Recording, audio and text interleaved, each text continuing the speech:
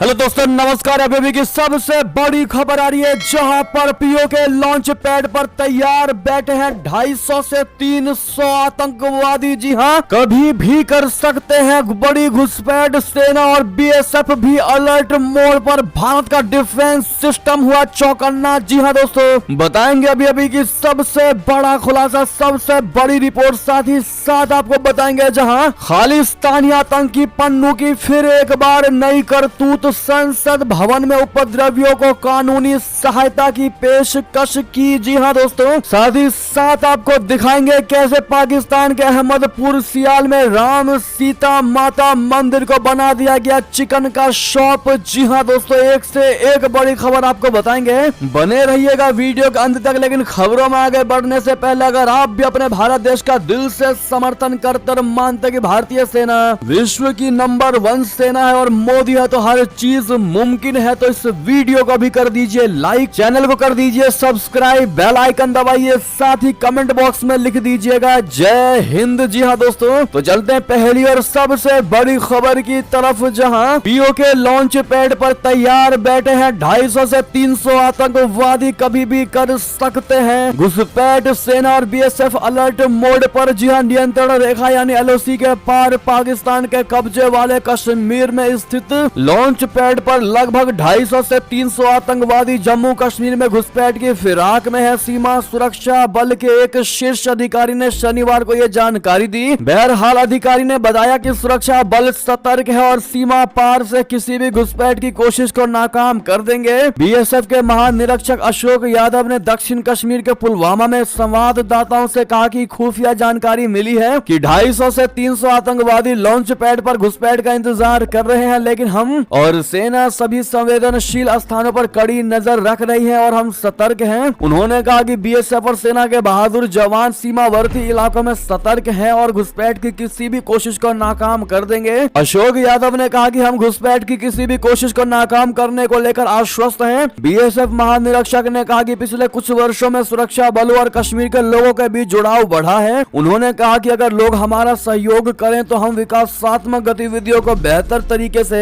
आगे बढ़ा सकते हैं। जी हाँ, यानी कि दोस्तों पाकिस्तान की सीमा से ये सबसे बड़े फौज के रूप में आतंकी भारत में घुसपैठ करने की सबसे बड़ी तैयारी में है। भारत को फिर एक बार हर कोने से दहलाने की साजिश है पाकिस्तान की, जिसको भारतीय सेना और भारत का डिफेंस सिस्टम, भारत का एक एक नागरिक फेल करने के लिए तैयार खड़ा है। जी हाँ, अब देखना ये होगा कि आखिर इतने अधिक मात्रा में आतंकवादियों का सफाया कैसे होता और कैसे इनकी घुसपैठ को नाकाम की जाती है। लेकिन आपको भी अगर अपने भारतीय सेना पर पूरा भरोसा और मानते हैं कि मोदी है तो हर चीज मुमकिन है, तो अपनी राय अवश्य दीजिएगा। लेकिन पाकिस्तान की आखिर ये कैसी चाल है, इतना सब कुछ होने के बावजूद भी उसको अकल आती दिखाई नहीं दे रही है और आज भी आतंकियों को पाले बैठा है और भारत में घुसपैठ करवाने की बहुत बड़ी साजिश रच रहा है। भारत के तरक्की को देख करके जल रहा है ये पाकिस्तान और भारत को भी तरक्की के मोड़ से वापस लाने की कोशिश में लगा है और भारत को दहलाने की कोशिश में जिस प्रकार से लगा हुआ, अगर आप भी मानते हैं कि पाकिस्तान लाख कोशिश कर ले, भारत हाई स्पीड में प्रगति करता हुआ एक रॉकेट की तरह है जो कभी वापस नहीं मुड़ने वाला, तो अपनी राय अवश्य दीजिएगा दोस्तों। इस पाकिस्तान को करारा जवाब जरूर दीजिएगा। लेकिन कहीं ना कहीं पाकिस्तान खुद चाहता है कि भारत फिर एक बार सर्जिकल स्ट्राइक करके उसको मुंहतोड़ जवाब दे। आप लोग इस मुद्दे पर क्या कहेंगे, सर्जिकल स्ट्राइक वाले कृत्य पर बताइएगा जरूर दोस्तों। देखते हैं भारत की जनता की इस पर क्या राय है। साथ ही साथ अगली खबर की बात करें, जहां खालिस्तानी आतंकी पन्नू की सबसे बड़ी और नई करतूत, संसद भवन में घुसे उपद्रवियों को कानूनी सहायता की पेशकश की है। जी हां, खालिस्तानी आतंकी अलगाववादी आंदोलन के स्वयंभू नेता गुरपतवंत सिंह पन्नू अपनी गीदड़ भभकियों व आक्रामक बयानों के कारण सुर्खियां बटोरते रहते हैं। कुछ दिन पहले पन्नू ने एयर इंडिया की उड़ान और भारतीय संसद के खिलाफ हिंसा की धमकी दी, बल्कि अब उन्होंने संसद भवन में अतिक्रमण करते हुए पकड़े गए उपद्रवियों को कानूनी सहायता की भी पेशकश की है, जबकि इनमें से कोई भी पंजाब से नहीं है। इससे सवाल उठता है कि यदि पन्नून और उसके जैसे लोग वास्तव में सिखों की भलाई की परवाह करते हैं तो वास्तव में उनकी प्राथमिकताएं कहां हैं? उन व्यक्तियों की सहायता के लिए संसाधन क्यों मुहैया करें जिनका आंदोलन से कोई स्पष्ट संबंध नहीं है, जबकि वे अपने समुदाय की क्षमता की अनदेखी कर रहे हैं? उन फंडों को सकारात्मक दूरदर्शी पहलों की और क्यों न लगाया जाए जो पंजाबी युवाओं और कोशस्त बना सके और सभी के लिए एक उज्जवल भविष्य का निर्माण कर सके। अब ऐसे में दोस्तों संसद में घुसपैठ करने वालों का समर्थन समर्थन करता दिखाई दिया है ये पन्नू और उनकी कानूनी सहायता करेगा। जी हाँ, उनको हर तरीके से सुविधाएं मुहैया करवाई जाएंगी पन्नू के द्वारा। जिस चीज को लेकर पन्नू ने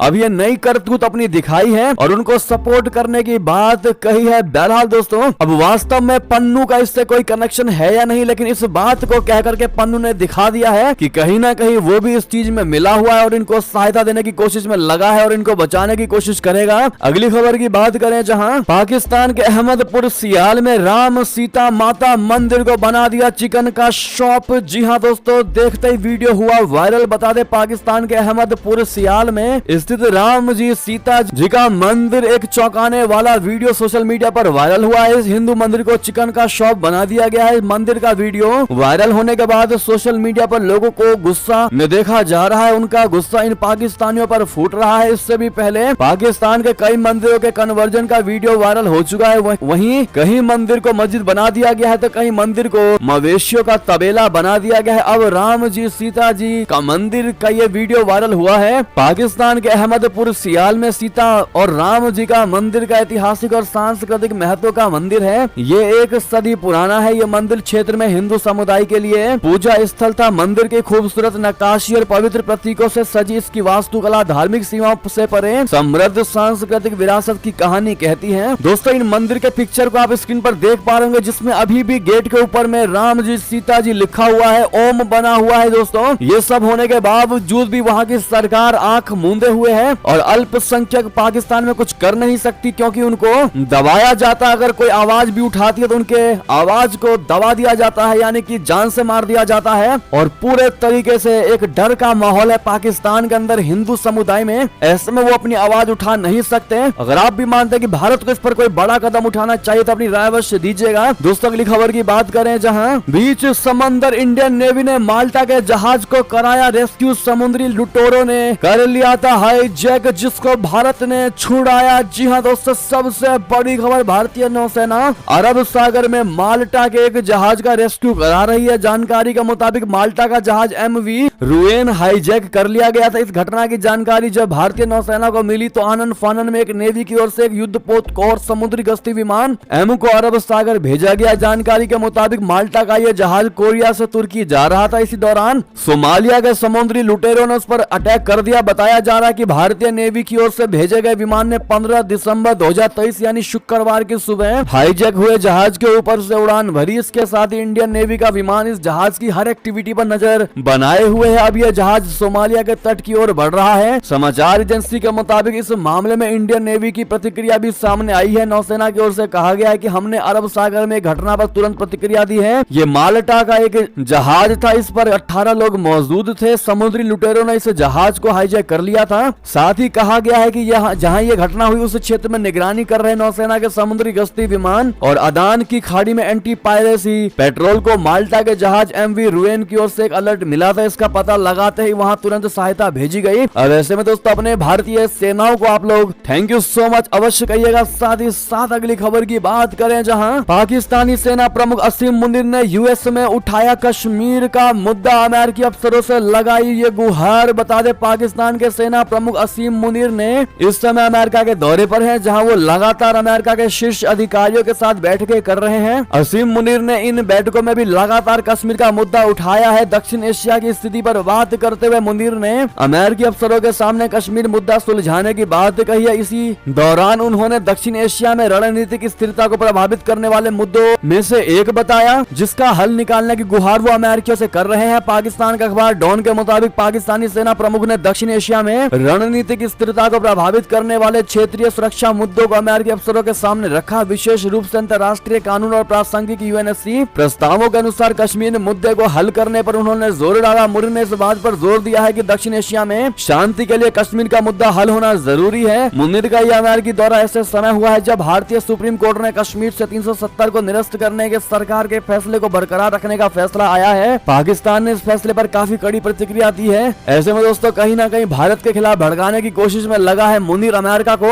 अगर आप भी मानते हैं कि पाकिस्तानी कितना भी ये कोशिश कर लें, भारत की अब अलग ही चौड़ है, भारत की अब अलग ही वैल्यूज है, जिसको लेकर कोई भारत के खिलाफ भड़का नहीं सकता किसी भी अन्य देश को। तो कमेंट में दोस्तों मोदी है तो हर चीज मुमकिन है कहना मत भूलिएगा और मेरा भारत महान कह दीजिएगा। अगली खबर की बात करें, जहां अब बात करते हैं पाकिस्तानी पीएम की, जहां पर पाकिस्तानी पीएम काकर की भारत को गीदड़ भभकी, कहा हमारी अमन की ख्वाहिश को कमजोरी ना समझा जाए। जी हां, पाकिस्तान के कार्यवाहक प्रधानमंत्री अनवारुल हक काकर ने कहा है कि उनका देश कश्मीर का एक स्थायी हल और पूरे दक्षिण एशिया में अमन चाहता है। भारत की ओर इशारा करते हुए काकर ने कहा कि हम शांति के पक्ष में है, लेकिन किसी को भी शांति के लिए पाकिस्तान की प्रतिबद्धता को कम नहीं आंकना चाहिए। हमारी शांति की इच्छा कमजोरी या आक्रामकता का सामना करने की अनिच्छा के रूप में नहीं समझा जाना चाहिए। काकर ने भारत सरकार के कश्मीर से आर्टिकल 370 खत्म करने और भारतीय सुप्रीम कोर्ट के उसे बरकरार रखने को लेकर भी काफी आक्रामक भाषा का इस्तेमाल किया है। ऐसे में आप क्या जवाब देंगे दोस्तों? काकर को बताएगा जरूर। अगली खबर की बात करें, जहां भारतीय अमेरिकी सिख नेता ने पीएम मोदी जी से की अपील, कहा कई सिख मुद्दे हैं जिन पर ध्यान देने की आवश्यकता है। जी हां, एक प्रमुख भारतीय अमेरिकी सिख नेता ने कहा है कि अमेरिका में खालिस्तानी गतिविधियों का ना तो सरकार और ना ही समुदाय के लोग समर्थन करते हैं। सिख ऑफ अमेरिका संगठन के जस्टिस सिंह ने